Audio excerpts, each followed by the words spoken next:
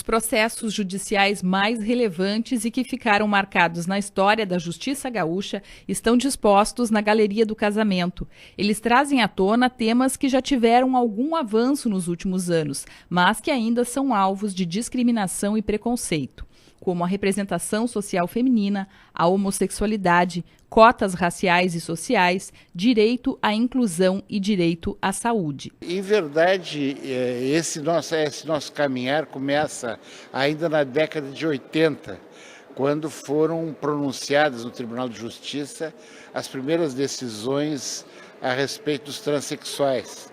As primeiras alterações de nome, alteração de sexo no registro, né?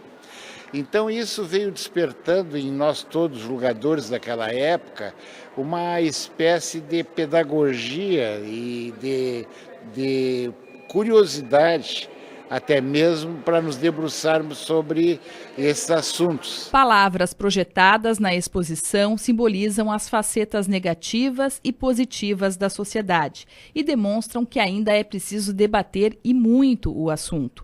Entre os processos expostos está um caso que representa a vanguarda do judiciário gaúcho, quando reconheceu os efeitos sucessórios de uma união homoafetiva em 2001, dando assim direito pleno de herança ao companheiro de um homem, da mesma maneira que casais heteroafetivos. O diretor do memorial, desembargador José Carlos Teixeira de Ordes, foi o relator do processo. Começaram a acudir, especialmente na década de 90, já final da década de 90, começaram a acudir vários problemas envolvendo casais homoafetivos. Por exemplo, testamento, partilha de bens de casal que vivia junto, né?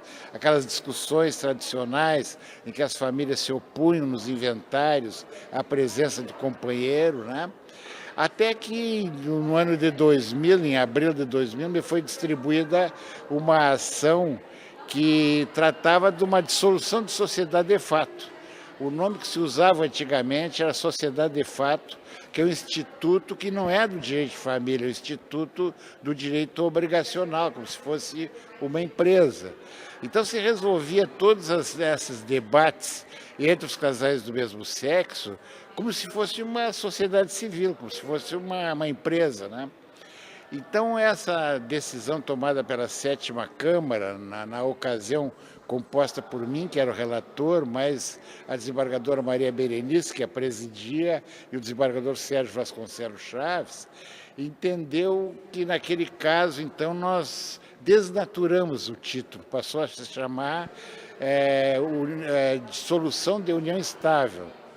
E nela, consequentemente, se assemelhou aquela relação a uma entidade familiar. O Supremo Tribunal Federal só reconheceu a igualdade de direitos de casais hétero e homossexuais em 2011, embora ainda não exista uma lei específica para a união formal entre os homoafetivos. Pouco mais de 5 anos atrás, o Supremo Tribunal Federal, instigado por um caso semelhante, veio a dar uma decisão que se tornou uma verdadeira repercussão geral, estendendo-se a todos os casos, né?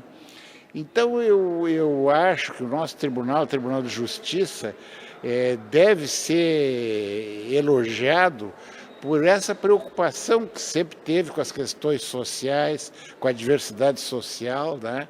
E mais que tudo, as decisões de todos os desembargadores que foram relatores de numerosos processos foram muito felizes em vislumbrar exatamente nisso, né? A exposição fica aberta ao público até dia 10 de maio, das 9 da manhã às 6 da tarde, de segunda a sexta-feira, na Galeria dos Casamentos do Palácio da Justiça, na Praça da Matriz.